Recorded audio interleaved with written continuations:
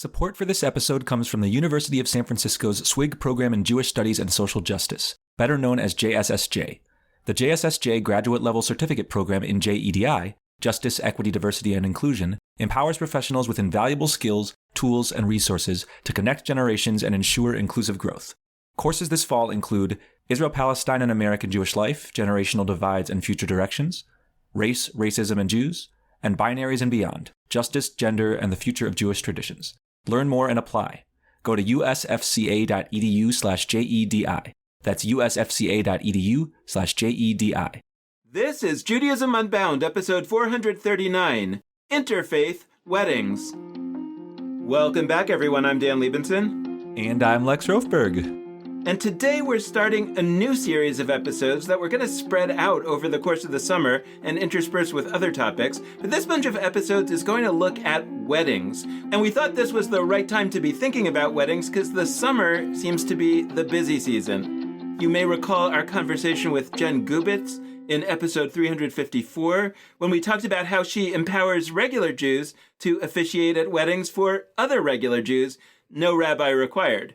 Our guest today is a rabbi, and he facilitates a lot of weddings with a particular interest in interfaith weddings. But before we begin, just a quick reminder that applications are still open for our certificate program in Unbound Judaism, which is part of our Unyeshiva Center for Jewish Learning and Unlearning. So if you like learning with us and participating in our events, you might want to consider applying for this certificate program, which we hope will empower you to share this approach to Judaism with others or just go deeper for yourself. The final deadline to apply for the certificate program is July 15th. Repeat, July 15th. That's coming up very fast. So if you want to find out more information about this amazing program, just go to judaismunbound.com/certificate. That's judaismunbound.com/certificate. And now for today's conversation with our guest, Ari Sachs. Ari Sachs recently completed an 11-year career as a full-time pulpit rabbi. During that time, he served as president of the Huntington Interfaith Council, president of the Rabbinical Association in the heart of New Jersey, and deputy commander of the Perth Amboy Police Chaplain Corps. Ari Sachs has also completed fellowships with Klal's Rabbis Without Borders program and 18 Doors Rukin Rabbinic Fellowship for Interfaith Family Outreach. And these days, Ari Sachs is focused on reaching out to interfaith families, primarily through his podcast, Interfaithing, Why Families Can Embrace Two Faiths Under One Roof. And we're going to talk to him today about interfaith weddings and interfaith families, and why he's come to feel that they're really good things, and good for the Jews. Ari Sachs currently serves on a part-time basis at Torat Yisrael, a conservative congregation in Rhode Island, and he also does pastoral work with unaffiliated families in the Philadelphia area where he lives. Ari Sachs has rabbinic ordination from the Jewish Theological Seminary, where he also received a master's degree in Jewish education and a bachelor's degree in Bible. We're so excited to get back into the topic of Judaism and weddings. So Ari Sachs, welcome to Judaism Unbound. It's so great to have you. It is such a pleasure to be here. And I have to tell you that every time I hear the opening to your podcast and I hear you say, this is episode 400 something, as someone who does podcasts, I'm like, oh my God, am I ever going to get to that number? And then thinking, how many have actually heard all of the episodes? Just have to tell you. It's not zero because we've actually talked to a few that have. It's amazing. Just, I think that the work you do is just so impressive, so important, and just happy to be here. Well, I wanted to start with you, Ari, because I am the son of a conservative rabbi, and I grew up deeply enmeshed in a conservative synagogue in the world of conservative Judaism. And I also just recently watched the new film about Amichai Levi and how he went to rabbinical school at the Jewish Theological Seminary and as a result had to stop performing intermarriages, which he had been doing prior to that. And that's kind of a painful episode in that movie. And the one thing, that I for sure remember growing up in a conservative synagogue was that intermarriage was something that conservative rabbis don't condone. And just to give the current, our Amichai Levi does now officiate intermarriages, and we've had him on the show to talk about that. We'll throw the episode in the show notes. Yeah. So that's where I'm fascinated when I heard about you from Lex, that there's a conservative rabbi out there that's co-officiating at interfaith marriages. And not just, as we say in Jewish legal thinking, b'diavad, like as a sort of second best, like if you can't do it the right way, this is also okay. But that's not your attitude. It's something very different. And so I would love it if you could just talk about what is your take and why? How did it happen? I think that intermarriage is an incredible opportunity. It is not something that we should be scared of. And so lechatchila, to do so before the fact, to start from the perspective that intermarriage is something that could be a positive, changes the dynamic of the conversation, which I think is extremely important. Because as opposed to saying, oi, we wish that we could keep them in the faith, so to speak, we have to find a way, that also starts from a place of unwelcoming. The longer answer is that I did not come to this out of a sense of my own personal family, which I think is where a lot of rabbis and a lot of folks come to matters surrounding intermarriage because they have a family member who's very dear to them that intermarries. But my call to be a rabbi was first be a rabbi in America. And then because you're called to be a rabbi in America, your call is to serve a community in which it is the first time in all of human history that we have so many groups living in relative peace and harmony to the point where we can interact together. And ever since I got that call in my third year of rabbinical school, I have spent a significant amount of time engaging with interfaith families, particularly those who identify as both, meaning that you have generally a Jewish parent and a Christian parent, and they're raising their children with both. That led me to work in an interfaith community called the IFC in New York City, which helped educate children. And I worked there for 1 year, working with seventh graders, among others. There's so much room for dialogue and engagement with other faith traditions when you're willing to work on how does these different faith traditions, how they can make it work. So that's really great context. And I'd love to get a little bit into weddings a little bit. I mean, the grand question that I'm curious about is, what is a wedding? Mm-hmm. And I mean that in a number of ways. I kind of mean it. I'm a ritualist, and I think a lot about like almost rituals as chemical reactions. I think what people forget when we sometimes, unfortunately, do rituals kind of rote is that rituals are meant to do particular things. I think we could make a bunch of different arguments for what the chemical reaction is of a wedding, like what the starting point is and what the end point is. And I think that could come from a lot of different frames of reference. I'm curious how you'd go about navigating that question of like what's happening in a wedding. And I'm not asking what's happening in a Jewish wedding. I am curious about that too. But because I'm asking about it on a broader level, I'm interested how your answer to that chemical reaction question relates to the ways in which you navigate co-officiating with somebody from another religious tradition. And I want to be clear, I'm not asking like, how do you make this work? Mm-hmm. You said it yourself. Like when we frame questions as like, how can something be quote unquote permissible? Which even in progressive Jewish communities, maybe especially in progressive Jewish communities, we talk that way a lot. Like, how can X, Y, or Z Jewish action, behavior, way of being in the world, how can that be permitted? And I kind of get the willies at that, because when you're tolerated, when you're permitted, as opposed to like what you're doing is actively good, it's still not actually that affirming to be told that you're permitted. So I'm not asking like, how do you make a really hard, challenging situation work? I'm rather just asking like this wonderful thing that is a co-officiated wedding. What's the chemical reaction undergirding it? And then when you are facilitating, what's it look like? So it's turning two into one. It's turning two individuals from different families into one family. They are now legally able to claim each other on their tax forms, as one example. In many cases, historically, I would say, not necessarily now, but I'd say historically, both in Jewish circles and in many other circles as well, in a heterosexual marriage, the female would enter into the house of the male. So by virtue of the wedding ceremony, the female would then become part of the husband's household. One of the things that I've learned, and I'm interested in learning much more about this, is that in Islam, for instance, a Muslim man is allowed to marry somebody who is not Muslim. And one of the reasons for that is because in traditional Muslim families, the female would enter into the husband's household and therefore would take on all the rituals related to the Muslim man's household. And that exists biblically. And in fact, I think that one of the most fascinating elements around taking a look at the larger history of intermarriage in the Jewish tradition, but just marriage in general, is that the focus is much less upon what happens to the bride marrying somebody and much more related to the husband and taking a wife from whichever group it is.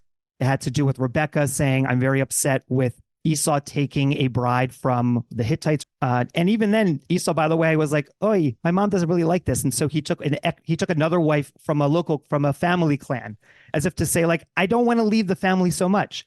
All of the emphasis meaning is that it's focused on the husband taking in a bride and where that bride comes from. And just, you've implied this, and I just want to make it explicit. Like, obviously, across these different traditions, historically and patriarchally, like, and it's heteronormative. Right. Like they're presuming a husband and a wife. And for all three of us in this conversation, that's not how we characterize contemporary weddings. Which is why, if you have a wedding tradition in which in this heteronormative manner, the female is taken by the husband into his home, and then that is the creation of this new family, you really only need to have one officiant there in order to enact this transaction. It is two individuals who are coming together from different family units to make one family, but that the understanding underneath the surface is that it is the husband taking the bride into his household. So the wife basically leaves her side completely to enter into her husband's side. That language is still embedded within Jewish tradition through the language of kiddushin, which the root of it is kadosh, or to sanctify. It is used in this context to say that you are sanctified in a relationship with this one individual, and therefore you are not allowed to be in a relationship with another individual. But the way in which kiddushin is enacted, of saying that you couple now belong to each other, it's known as kicha, meaning it is the language of acquisition. So the ring that is placed upon the forefinger of the bride is actually an item in which you are supposed to enact that transaction between those two individuals.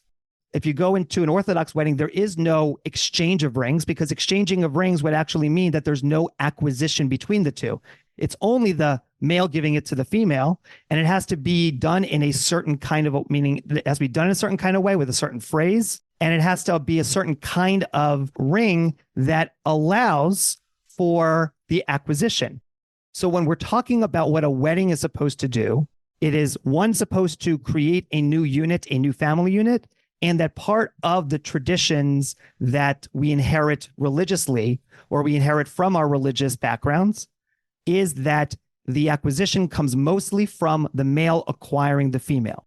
That leads to challenges in regards to how can you make a wedding work when it doesn't fit into that heteronormative model. And there are a lot of different issues surrounding that.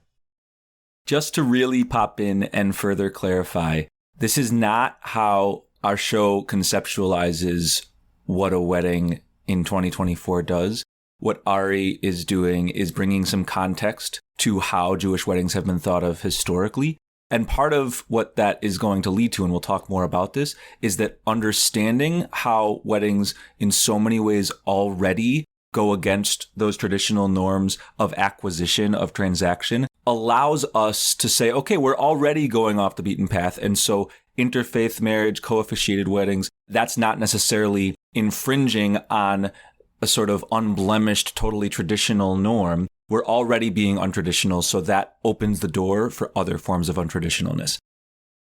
I was once on a search committee for a rabbi for the conservative synagogue that I'm a member of, and one of the candidates, we were talking, and I said, would you perform an intermarriage? And the rabbi said, Oh, no, I can't. I cannot perform an intermarriage because, as a rabbi, I'm only able to marry a Jew and a Jew exactly the way you were just describing. Like, this is what it is, and it's this acquisition of this and of that. And like, I don't have the authority to marry somebody who's not Jewish.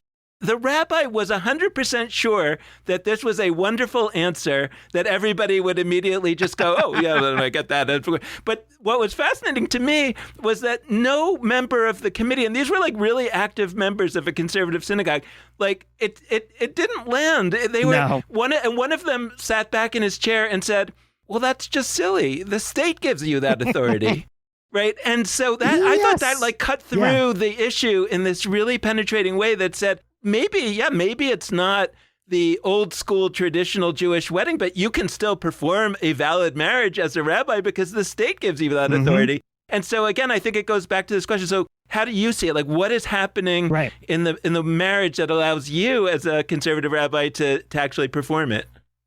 So I think it's a great story. It also shows a little bit of the disconnect between, what rabbis are thinking as opposed to what everyone else is thinking. Yeah, totally. And that makes a lot of sense. I have more where that came from.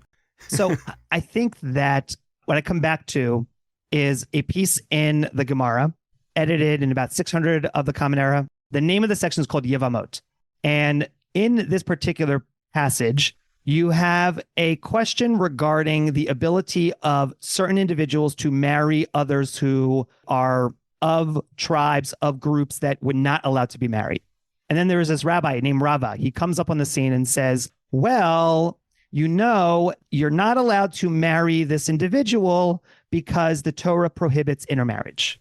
And then the rabbis come back to Rava and say, does the Torah actually prohibit intermarriage? And Rava's like, oh, yeah, I forgot.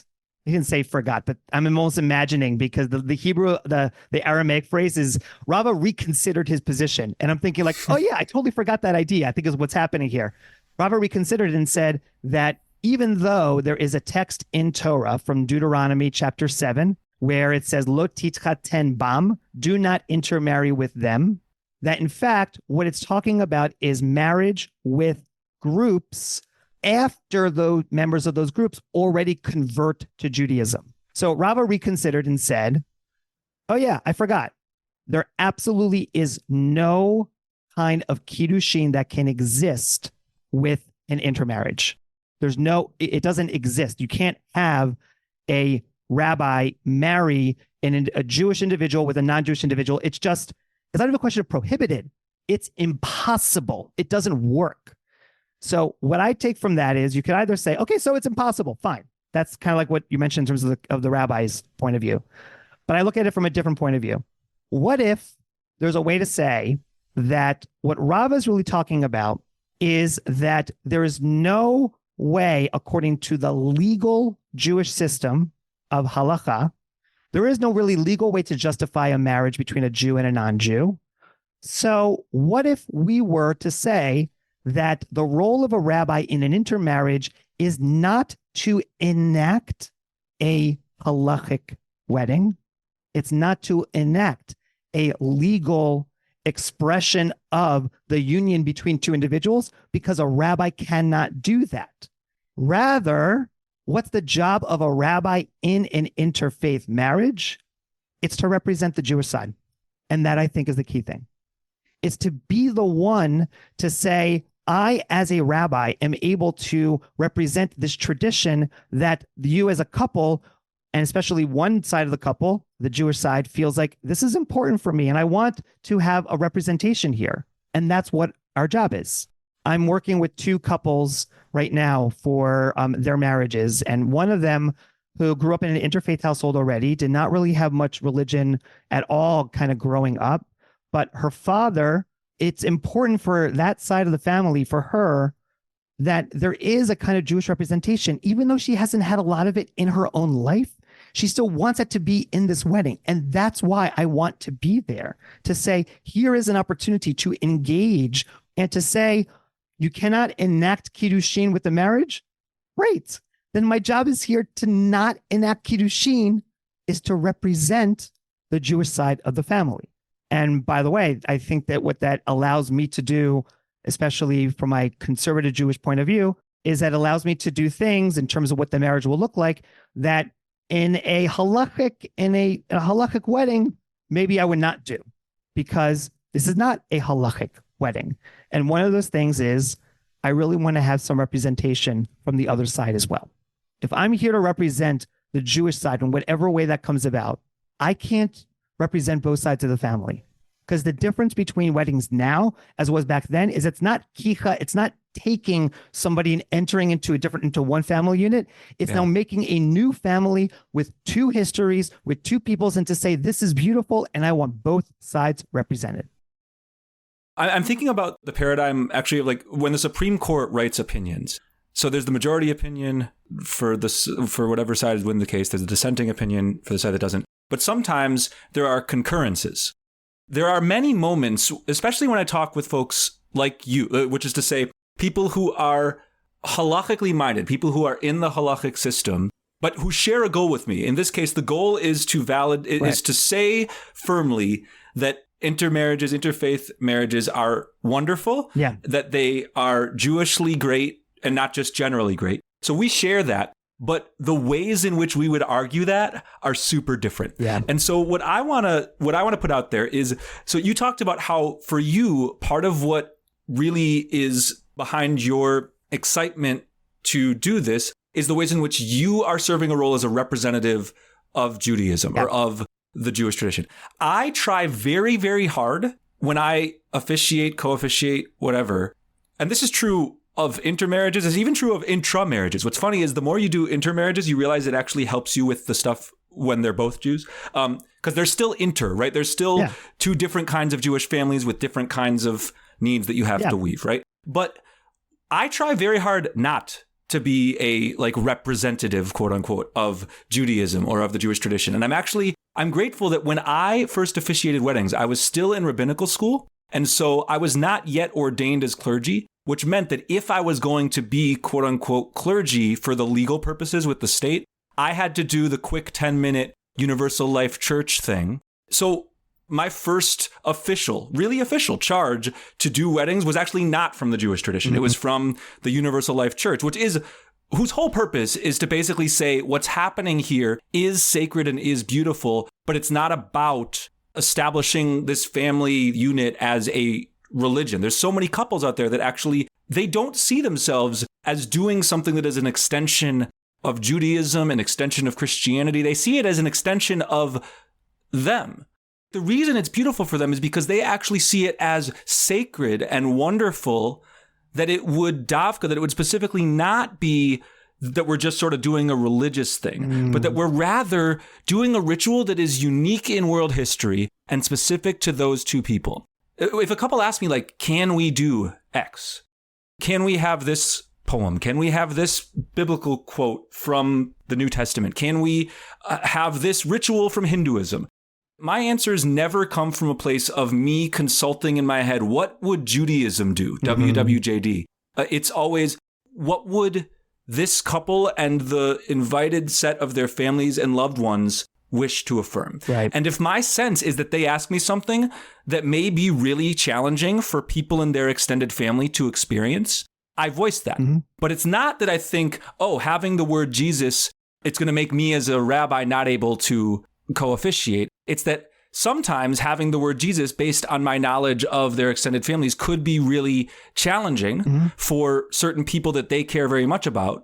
And so I want to have the conversation about that. But it's a subtly different framework where I don't think that I'm representing Judaism. And so I'd love to hear a little bit more like, what does this look like practically? So you do see yourself as representing Judaism. Yeah. When you go about these ceremonies you construct with co-officiants, like, what's it look like? One of the things that's important for me in thinking about this journey, Lex, to the point that you're raising, is why is it that I'm there? What is the reason that I'm present in this union? I have been approached, even for intra-marriages, by a number of folks who only got my name through someone else because they were looking for a rabbi. There are folks who really find meaning in having a clergy person who represents a variety of different needs or groups or history to be in that space to link the chain. By virtue of having me there, they want some of that history to be represented. One of my favorite examples of this, by the way, was a couple who I did know both of them very, very well. And she grew up in a modern Orthodox household. He did not believe in God. And so for the Sheva Brachot, the 7 blessings that are offered at the second half of the wedding ceremony, I did them in Hebrew according to the way that it has been passed down. So I did them where there's explicit God language, and translations, no God language whatsoever, but to fit the theme of what those Hebrew passages were about. And I think that one thing that rabbis are able to do is to figure out how to make that work. So it's not about making it work as in, oh, there's a problem here and I can want to fix it. It's that there's such a generative ability to take Torah and to take the ways in which Judaism and Jewish wisdom can come alive and figure out how does it make sense in this particular moment. To go back for a moment, though, to what we were saying before regarding working with co-officiants, one of them is with the Muslim wedding. What's interesting about the Muslim Jewish couple is that they're having 2 different ceremonies, not because I want to have 2 different ceremonies, but because that's the way for his Muslim tradition to be able to make it a legal wedding within the Muslim community. They need to have a separate ceremony in which everything is done the right way, so to speak, and then to have a party where there is no alcohol. And yet they also want to have liquor during the wedding celebration. So they're attaching that to the Jewish wedding that's happening the next day. What I love about that is that the Muslim tradition recognizes that the wedding is not just the ceremony. That's what's so beautiful about this combo of a wedding. What I will say, though, is I want to speak with the Muslim clergy to see how I can understand what's happening within that ceremony and incorporate whatever is appropriate in the ceremony that I'll be leading the next night. So even though it's not co-officiants per se, it is the idea of bringing both members of the couple, bringing their traditions to bear in the singular moment of the wedding ceremony. The other ceremony I'm doing, the groom is not very religious at all, but they have somebody from their family unit, from their extended friend network, who gets the couple, who knows the couple, who they feel very connected with. And I'm co-officiating from the Jewish kind of representation together with a representative of who they are. And I think that's just so beautiful, right? I can't necessarily, as a rabbi, do all the different jobs that a couple really wants for in a wedding.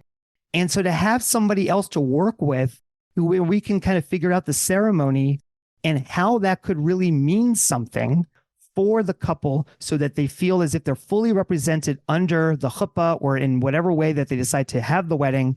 I just think that there's something so absolutely beautiful lechatchila from the outset, not of this, oh, if I have to, but more from the outset that like, this is such a beautiful thing and let's be joyful with it. So I want to come back around to the question of the wedding ceremony itself, but I think it might be helpful to get into a little bit of the question of the sociology of like why this is even an issue for the people for whom it's an issue, which is not us. So I'm trying to, articulate a voice that vicarious. That's not my voice, but I'm trying to get into the head of the people that I've heard. And I feel like there's 2 notions that get bandied about a lot. And I know that you do a lot of myth busting on your podcast. And I think this goes back to what you were saying earlier about 2 become one, 2 people become one family. And my question is like, what do we mean when we say an interfaith wedding? Because it's one thing because we've had people on here from the secular humanistic world and they'll say, I don't call it an interfaith wedding, I call it an interfaithless wedding because these are people who don't really have faith. But if you feel like it's really a faith, I believe that Jesus came and was the Messiah, and if you believe in Jesus, it saves, and you don't go to hell, and my partner doesn't believe that, so I'm worried they're going to hell. I mean, it starts to be like, okay, you can start to see why this could be an issue, and how do you have a family that way? And question number 2 is like, oh my God, but it's one thing if the adults can figure it out, but what about the kids? Like, how can you possibly be raised in a family that has 2 strong faith traditions from 2 parents? And by the way, I think with Judaism and Christianity, it tends to be more foregrounded because there's a sense that they're actually irreconcilable in ways that Judaism and Buddhism may not be, or even Judaism and Islam. So there's this question about like, not that the kids will necessarily be confused, but it's like, what happens to the kids? Do they just end up choosing one? Because how can you be both? They're not really reconcilable. And so let's start there. First off, Dan, thank you for those questions. And I'd say that we have a whole episode on the podcast that's out right now. Actually, 2 episodes talking about you're going to confuse the children as a myth. So, and on our end, we have a conversation with Susan Katz-Miller, who is a mutual friend of ours that also explores this, that we'll put in the show notes. I want to start though with a bit of an anecdote. I'm going to kind of bring 2 different stories together. One is a Jewish and Christian couple. One partner, she is studying to be an Episcopalian minister. Her wife grew up in a conservadox family, meaning conservative / Orthodox-ish in terms of like their belief system or identity growing up. And one of the main questions that they had was to rabbis, would you allow Jesus to be said under the chuppah? What came out of that little story that we talked about on the podcast is that to allow Jesus to be said under the chuppah is to stand behind the couple. In other words, when you have the couple that's there under the chuppah, they want to know that they are fully supported and recognized, in which case the language of Jesus is less about the theological implications and more about the personal connection that that individual has to Jesus and wants the name Jesus said, and their partner is saying, absolutely, because this is something important to you and it's important to me because of that, and we are going to stand under here together. By the way, I think that one of the interesting dynamics in interfaith weddings, overall, that idea of interfaithless wedding, is that you have a lot of couples in which Judaism is important because one of the partners says, I want to have Jewish children, I want to raise them like that. The other member of the couple is saying, okay, honey, whatever you say. And the thing I want to be conscious of is that for a member of the couple to say whatever honey you want, yes, it's great that they're willing to kind of accept a different tradition, but at the same time, what are your thoughts on it? And so to use language that can stand behind the whole couple is that you are fully engaged in the process of saying, yes, this is important to us, because that's one of the biggest differences. You take 2 people or individuals and make them into one that's us. So that's one part of the anecdote. The second one is from another couple who wanted to have Jesus under the chuppah. And then the father, who was a member of the synagogue, came up to me and said, I can't believe that Jesus was said under the chuppah. Because as soon as they said Jesus, like everything else that happened with the wedding, I wasn't able to pay attention. Because the name and some of the names that are used, there is a history attached to a name, attached to a word that can be very, very difficult for people. So it's not just about the couple themselves, but it's also about that larger family unit. And I think that that's something that's just very important to be considerate of, especially when you have clergy involved, not to necessarily say yes or no, but to be able to hear what is behind the request. Well, so the additional part of my question is really like, ultimately, what is the family that is produced by 2 people of profoundly different faiths? Again, not interfaithless, but people of faith who really care about their 2 faiths. How does that family end up functioning? And I think the question that a lot of people really ask is, I can see how 2 people who would really love each other but have different faiths could marry each other and live together for their whole life. And they kind of say, you do your thing and I'll do my thing. And, my wife and I have a lot of those things. Right. But the question is for the kids, not so much that they'll be confused. It's like, what's going to happen with them? And I think that for me, this connects to this deeper question about continuity. We have a set of assumptions, or let's say Judaism has had a set of assumptions that the way that Judaism is continued is from parent to child. And so if you're going to endorse a marriage between 2 people that's going to produce a child who won't necessarily be Jewish, that would somehow be a bad thing. Right. And I'm thinking that actually part of the solution here is to embrace a different vision of continuity that says no child is inevitably Jewish, no child is inevitably non-Jewish, whether they have 2 Jewish parents or not. That actually, let's think about continuity. Let's think about us living in a time where Judaism is a choice. And the way to have continuity is to have some kids of parents that will want to take on, whether it's both parents Jewish identity, or only one of the parents has a Jewish identity and they take it on. Some of them will take on the other parent's identity, and that's also okay. And by the way, there's a lot of people, we see it all the time here at Judaism Unbound, that are wanting to convert to Judaism these days. Right. So maybe continuity doesn't become a kind of genetic continuity in the same way. And I think that that's almost a question that hasn't been even thought about in deep ways by the Jewish community, where we're functioning on a set of assumptions about how continuity has always been thought of. And that's part of what's leading to this anxiety about interfaith marriage. When Anna and I were teaching, the way it worked in the interfaith community of New York was you have a classroom of kids, a variety of ages, and you have a Jewish teacher and a Christian teacher.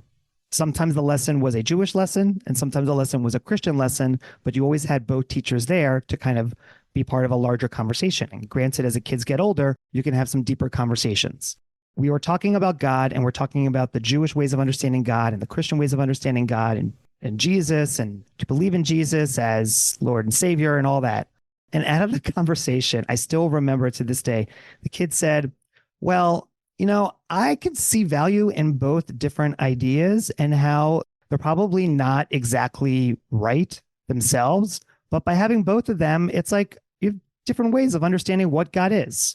And I'm saying to myself, holy cow, I've never heard of a seventh grader who's able to think in those terms, who is able to hear those different stories and actually get to the point where I got to much later in my own life of saying that everything related to God are things that we don't know for sure. We can't say anything true about God. We can have beliefs, we can have faith, we can have a sense. And by virtue of teaching Judaism and Christianity in this classroom, this kid was able to get to that point of saying, it's something that these religions touch on, but there's something greater that I can't necessarily fully understand at a much earlier age. If you think about it from the perspective of languages, that if you learn 2 languages as a young child, those languages, it may be a little bit tougher to be able to really get a hold of each language. But as soon as you do, it not only helps you be able to function in a world where there are multiple languages, but you actually learn other languages easier. Different religions translate the world that we live in and the world of God or the world of faith in a variety of different ways. So in fact, it could be very helpful along those lines. Finally, I would say just what Maimonides seemed to indicate as a great religious philosopher is that the only thing that we can say about God is nothing. We can't say anything about God. Because we can't say anything for sure about God, we now have space to be able to have humility related to God language. And I think that kids who grow up in this kind of community can be able to really articulate that idea, that we can have multiple ways of talking about God. They do different things. And in terms of my own belief system, I see value in both, which is why a lot of these kids identify as interfaith. It doesn't mean that they're identifying as something different than Jewish or Christian. It just means that I identify with pieces that are both. It doesn't syncretize them into one new belief system, but it allows for the conversation to exist between the two. So, vulnerable moment, but and I want to be clear, I don't mean this as a rebuke to either of you. It's like interesting to me that we went that deep into questions of children in a conversation about weddings. And like genuinely, I mean interesting, not in the like scare quotes around interesting as like, oh, it's terrible. I mean it as like, it wouldn't happen naturally for me to talk about kids and future children of a wedding couple in a conversation about weddings. And the reason for that is, to me, a wedding is as related to future children who in many of the weddings I do, it's either explicit that there won't be future kids or it's unclear. The couple is just not sure. But like they're as related, weddings and having children in the future, as for me, a bar mitzvah, a b mitzvah is to a wedding. Right? Like to me, I always recoil and feel funny. And actually liturgically with baby namings, there's a thing that talks about like when that baby will grow up and be under the chuppah. I don't think it's good.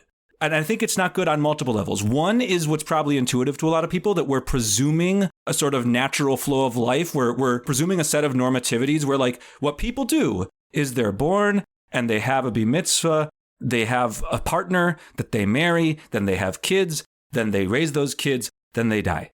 That's kind of the not to be morbid, but like that's basically like the normativity set Jewishly.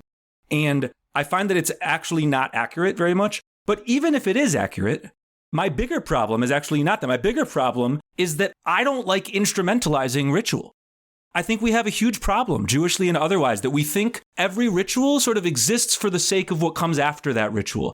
I actually think that we should spend more time creating magical moments of Jewish meaning and spiritual meaning beyond just Jewish that only can come if we see a ritual as for itself. Mm-hmm. If you don't think the purpose of a wedding is for anything afterwards, but rather like everything that wedding will ever do or be in the world is in that day, that all of a sudden that day is kind of magical and amazing. Right. And you're not instrumentalizing it for the sake of something else. And so for me, that's actually crucial to how I go about all of this, is that it's not about future. I don't, for example, talk with couples if they want to mention to me that they are interested in having kids and that they'd actually like me to invoke that in words I say, then I will, because that meets what they want. But I don't start from that place. So I wanted to name Lex, that in the other. I just want to be clear that I agree with you. I was trying to give voice to the I was trying to give voice to the anxiety that's coming from others, because I think it's only because of the kids, right? In other words, like I think that if everybody was thinking the way that you are, or in a world where there weren't going to be kids, look, these are vestigial anxieties, but I think at the end of the day, if you really ask somebody, what's your problem with two people who love each other from different faith traditions getting married? They don't really have a huge problem with it. It's the concern about the kids that's driving that. Yeah. I also think there's a shadow side, which is that people don't think weddings can be that meaningful. It's actually incredibly sad to me how low the standards are for what a wedding ceremony should feel like. People actually walk in and they'll tell you this beforehand. Like the jokes we make, like people actually don't presume that wedding ceremonies are going to be all that great. They presume it's going to be monotone words from the preachers about whatever, and that the liturgy will sort of exist. And then when you surpass that, it's like, wow, there was actually a meaningful wedding. It was actually good. And I like that drives me nuts. Like we allow ourselves to have those low standards. And candidly, like the question about envisioning in the way that critical folks do, like how could a Christian and a Jewish family raise those kids? I appreciate asking it because I get that there are those people in the world, but like I always want to ask the same questions we ask about interfaith to intrafaith. It's actually a contradiction to no less a degree when a Jewish theist, when somebody who staunchly believes in God and is Jewish marries a Jewish atheist who staunchly does not believe in God. Right. And I have not yet inhabited a conversation where anybody asks, how is this family going to work if one parent is a Jewish atheist and the other parent is a Jewish theist? We don't really think that there's just sort of a belief contradiction, because if it was about belief, then we'd ask that question. I just want to call us to like notice the things that we ask and that we think of and the things that we don't. There's actually a lot we don't do great with intrafaith. Two Jews marrying each other does not mean they have the same frames of reference. No. It does not mean that they're used to hearing similar English translations for Baruch Atah Adonai. One of them might do what you described of regularly getting rid of the God language. The other might actually not want to translate at all because the Hebrew is not even about the words. It's about having Hebrew. And so there's sometimes the biggest tensions are like whether we translate stuff. When you're up there and working with a co-officiant, I guess I'm curious, like, more of the lechatchila excitement. Like, what are the things that you love? For me, the answer would be like, I love that I had a couple in England where I did a wedding, and the yarmulkes for everyone were the tartan pattern, the Scottish, like associated with bagpipes. And so it was clearly blending the Scottish and the Jewish in an actual yarmulke. I love that when we did the 7 circles at a Jewish Hindu ceremony, I learned that Hindu ceremonies also have 7 circles, and we wove at the same time Hebrew and Sanskrit liturgy on top of each other, the two co-officiants. Like, to me, that kind of ritual chemistry is something that actually, it's not that I don't love intrafaith too, but it's a level of holy smokes that I don't always get. So I'd love to hear some of yours. One of the reasons why I got into this kind of work related to interfaith families overall is because of the interfaith dialogue and ritual making that can be created. When I was working at the Interfaith Community in New York, we had an overnight program for the 7th graders, and we went to a local church for the actual overnight, and we had to do candles for Friday night. Well, the only candle holders we could find were altar candle holders, which are these like massive, large candle holders that I would never imagine to put Shabbat candles in. And so we lit Shabbat candles with altar candle holders. I love it was beautiful. And it was a way to kind of say, like, here is a tradition or a set of traditions in which we're bringing both in relationship with each other in a meaningful kind of a way. So I'm excited for that, and I have more to report on to you when I have more of those experiences. But truthfully, like that kind of work, that kind of interfaith dialogue and ritual creation that comes by working together with co-officiant, I think that's where some of the most beautiful things about this larger work of interfaith families really comes into play. I do want to I'll come back a little bit to the point about children to say, Lex, I completely agree in the sense that we have a tendency within Jewish tradition to relate to, or I should say, to focus marriage on the procreation of children. And that is related very much to the prohibitions of intermarriage. As for instance, on the same page of Gemara where Rava basically says, oh yeah, I forgot, there is no intermarriage at all. The original question that he was answering was, could you have an intermarriage between two folks in which you know for sure that they cannot have children? And the basic answer was, yeah, you kind of can. Philo actually also raises this. Philo, who is also an ancient Jewish philosopher from Alexandria, from one of the Jewish communities outside the land of Israel, he actually says very specifically in his book called On the Special Laws, and he says the following: perhaps you will yourself resist the opposing customs coming from someone else, if you have been from your earliest youth trained in the best possible instruction which your parents have instilled into you. The anxiety and fear which parents feel for their sons and daughters is not slight. And so therefore, what you're really scared of is your children in danger of learning to forget the honor belonging to one God. So even from Philo, if there are no children, there may not be an issue when it comes to intermarriage. I know rabbis who have said, well, for an older couple, if they're getting married, I know they're not going to have any more kids, but they find somebody at that stage of life, there's no problem with it.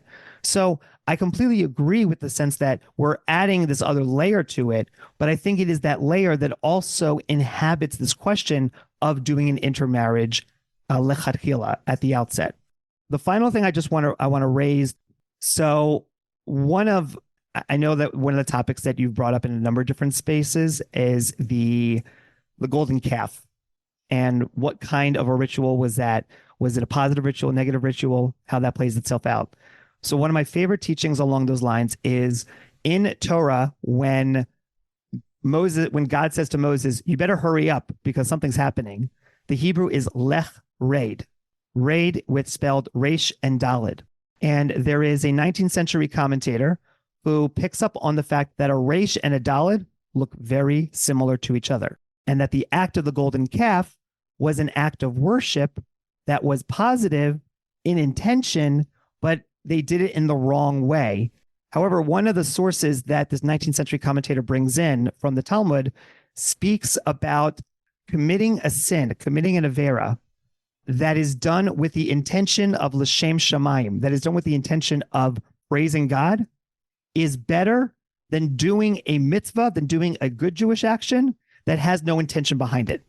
The fact that we have a text that says that you are allowed to be able to commit an avera, you're allowed to commit a sin if you're focusing on doing this positive thing, this positive Jewish ritual. What that tells me is that we don't always know what the future is going to look like. We don't know if this thing that we're doing now is going to be considered to be sinful in some manner, or is going to be considered as the next beautiful, amazing thing. We really don't have that knowledge. We don't have that foresight. Our job in this moment is to choose the ritual that we think works for this community and for this couple now. And that's how I'd also say for continuity, that in my experience, when it comes to working with these families, by virtue of bringing Judaism into the conversation, what they're saying is, I want my kids to have a positive connection to Judaism, and that is going to be transmitted to the next generation, even if the way in which we do it now, you may consider to be like the golden calf in a negative way, but I may be able to say, you know what? This ritual is kind of cool. This ritual is kind of fun. Let's do it and let's see what happens. Yeah, a couple thoughts on that notion that like if a couple's definitely not going to have children, then there's kind of no problem on this front. I mean, I will tell you. So, as somebody who myself is in an interfaith relationship, let's say we got married at age 65 instead of when we got married. If I found out that a rabbi I reached out to officiate was okay officiating our wedding because we can't have children biologically, my response would be to email that rabbi and say, thanks for the conversation. We're no longer interested in you officiating this ritual. Yeah. I don't want to speak for everyone, but I think that that's not uncommon. If the reason why any rabbi is able to do a ritual is because it's close to being not permitted, but there's some feature of it that makes it okay, I think a lot of people's response to that would be, I want a different rabbi to do this who has no shadow of negativity about it. And I think everybody deserves to be able to have that standard. And that's why, like, look, I don't want to sound like a negative Nancy. Like, I want more conservative rabbis to make the arguments you're making. Like, I'm desperate for it. I hunger and pine for it because we need more of those arguments that are, to use a word that we used in our first episode, like sustaining innovations that are looking at the way we do Jewish weddings or even interfaith weddings now and iterating a little bit, but still having some questions. Like, in order for our shared goal of like more co-officiated weddings, more joy for more couples to happen, we probably need more arguments of your variety and of the variety of like, oh, well, because they're not having kids, it's okay. But I just want to voice that for a lot of people, that doesn't feel good. And by the way, one thought I have there is, sounds like we should have been okay with same gender weddings a lot earlier than we were Jewishly. If we have a text that says, if there's no kids, we're good. Yep. Because obviously there's adoption, but like, I always want to notice when we make these loopholes for certain things, but not others, it points to different things under the surface. But the last question I have, now that I've gotten off my soapbox, because of my conception of who I'm serving with a wedding, I tend to avoid officiating for people I don't know. I mean, you talked about this before, that like you're able to sort of stand for Jewish tradition, Judaism, but you sometimes are grateful to have someone who knows the couple better. And even if they're Jewish, they're speaking to that couple. My conception of what I'm doing is more that latter role. It's channeling the couple and their family and their friends. And so I feel like I need to know that sort of extended community a little bit in order to do a good job of that. Yeah. But the last question I have is a bit of a gear shift, which relates to all of this, which is Shabbat ceremonies. That's kind of a whopper in this, because what's funny is there's a lot of articles out there and think pieces and whatever about like, shouldn't we allow intermarriages in Jewish life, and co-officiation now becoming more of a conversation. I hope it gets even bigger conversation.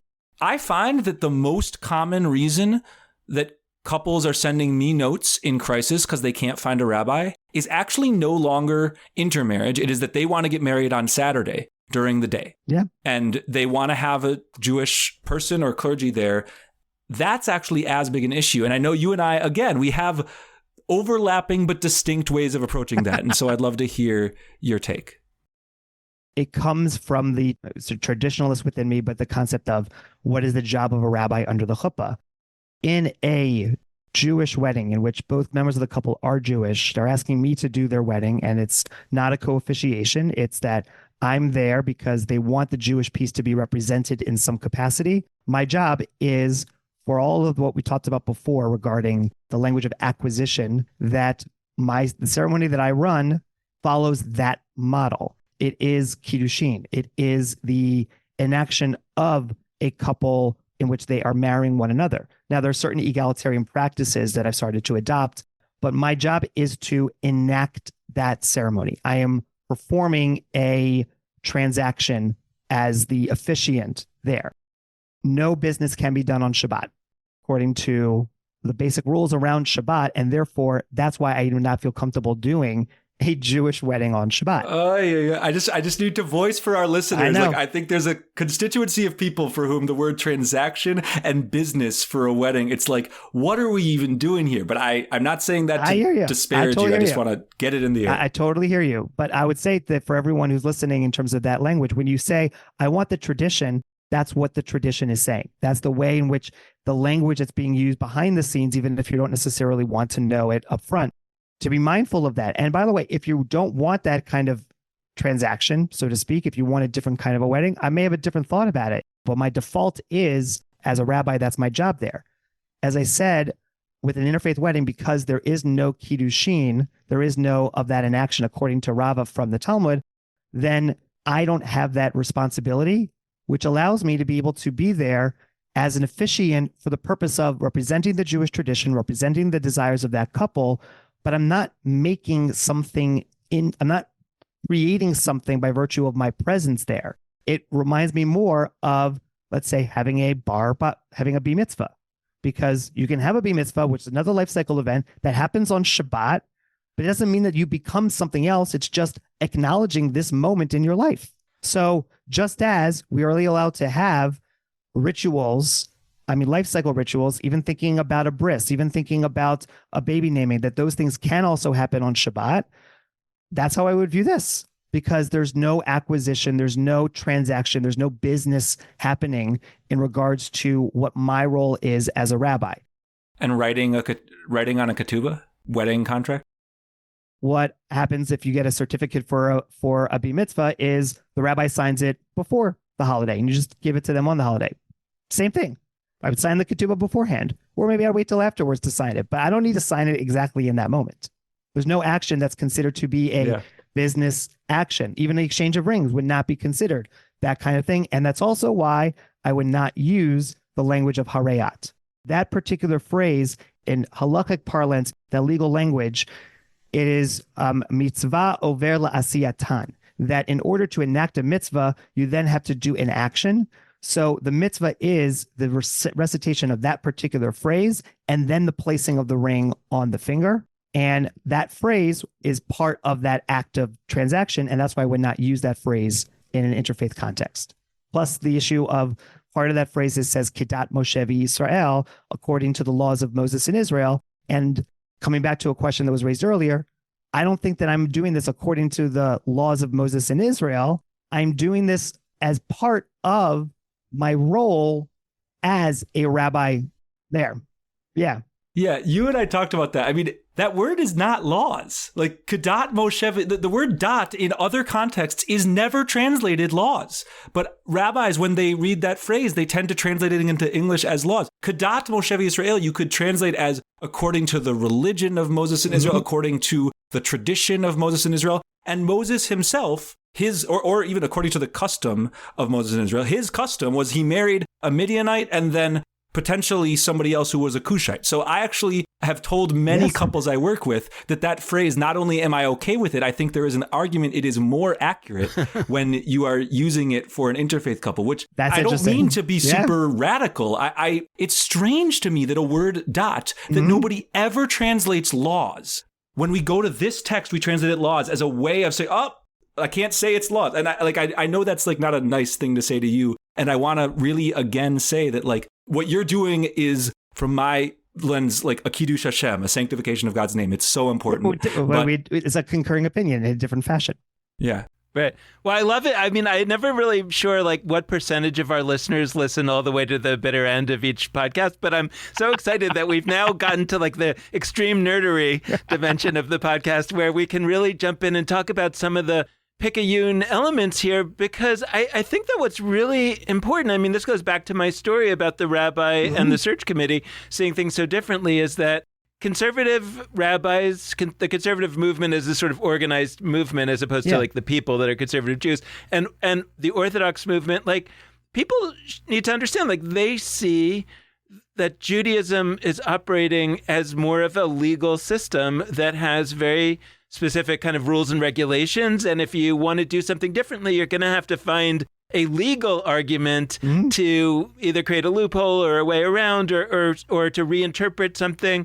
And that's just like not the way that a lot of people experience and understand Judaism. Yeah. And so in some ways, it's important, I think, for people to understand that there are two different, probably more than two, but there are two different sort of views of like what Judaism is and how it operates that are in play here. And when you are trying to get a conservative rabbi or an Orthodox rabbi to officiate at your wedding, then you sort of have to understand that you're talking about somebody who's probably seeing Judaism in a pretty different way than you're seeing it, and you have to decide what to do there.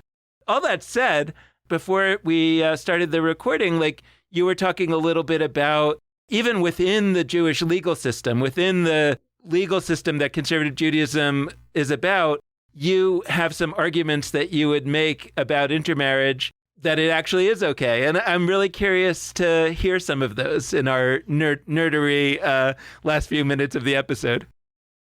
I would push back a little bit on the knowledge of loopholes, finding kind of the way around it. It's like where you have my favorite example of this is that there was some company that came up with the idea of how you could be able to use your phone on Shabbat by virtue of when you press a button on the phone, that there's actually a delay until whatever you press is actually written. That is not what this is. Not about getting away with doing what others might think is wrong. I think it's about wanting to embrace the couple, wanting to embrace this reality that we have here, that and I'll use language that works for me. I'm not sure if it's going to work for everyone, but that for me, this is God's work in our own lives and in the history of our people. And if this is what God has presented to us, that we should embrace it as opposed to just being fearful of it. From that perspective, it's then how do you do it? And Dan, what you were talking about in terms of that legal language, I'll share an anecdote that was given to me by a colleague who said that she grew up where there's family who is Orthodox, and talking to her grandfather especially, who said to her, any rabbi can come up with a chumrah, meaning that any rabbi can come up with a stringency. You don't have to look that hard. You can find this other rabbi who says this and be like, okay, here's a reason why we should not even do this. Like we can come up with any stringency to not do something. But it takes a real Talmid Chacham. It takes somebody who really understands the laws and the rule and the teachings to come up with a kula, to come up with something that is a leniency. Are we willing to embrace that language? To take a quote from Blue Greenberg, who was a great Orthodox feminist scholar, that where there is a rabbinic will, there is a halachic way. And I believe that completely to be so. I believe that there should be a rabbinic will. I know that I have it. And the halachic way that I see it is through, and we can talk about this a little bit more in terms of the nerdery, and this is something that I have as like a class that I can teach, is that intermarriage is viewed negatively as accepting idolatry and idolaters into your own life. And that throughout history, Christians, and you could also say Muslims, but basically the Gentiles of their day, they're not idolaters. And what they engage in is not idolatry. And therefore, you can do business with them. You can interact with them even on their holidays, because there's a law saying you cannot interact with idolaters on their holidays, saying you can. You absolutely can. And what they do is not actually idolatry. When we think about if the word idolatry, or it means people who are foreign, who want to take us away from what it is that we are wanting to do as Jews, when it comes to interfaith couples, they want to embrace Judaism. They want to embrace the Jewish way. Otherwise, we would not even be engaging with them. And so those are not part of that category of people that we should be wary of. And because there is that category of folks who we should not be marrying because they would take us away from our Judaism, we should embrace them as much as we can. And so I think it's not about finding the loopholes. It's that it's there if we're willing to find it and search it. And unfortunately, many folks who, like myself, are interested in this kind of language haven't done the work yet to find it because we don't really want to find it. I'm saying, I know I want to find it. I know I have colleagues who also want to find it. It's there. Let's learn it and then let's teach it. Thank you so much, Ari Sachs, for joining us. This has been a fantastic conversation. It's my pleasure. Thank you so much again for having me, and looking forward to being on whatever number show this actually is. Yes, well, it is 439, and we're honored that some folks have been along with us since episode 1 way back when, and we're also thrilled when people jump aboard with new episodes like this one. So whether this is your first episode, your 439th, or somewhere in between, thanks for listening. And we want to close out this episode by reminding you, our certificate program in Unbound Judaism through the Yeshiva, you can apply, but it is very down to the wire. We extended our deadline a little bit, but it is July 15th, 2024. I say that because people might listen to this in future years. But the deadline is just a few days after this episode is being released. So we hope you'll head to judaismunbound.com/certificate, fill out your initial info form, and then fill out an application. We want to close out the episode by encouraging you to be in touch with us, and there are a wide variety of ways for you to do that. First, there's our Facebook, Twitter, and Instagram handles. All of those are at Judaism Unbound. Second, there's our website, judaismunbound.com, where you can find show notes for this episode, resources, all sorts of goodies. Third, you can email us at dan@judaismunbound.com or lex@judaismunbound.com. And we're always appreciative if you support us financially. You can make a donation at judaismunbound.com/donate on either a monthly recurring basis or just as a one-time gift. So thanks so much for listening. And with that, this has been Judaism Unbound.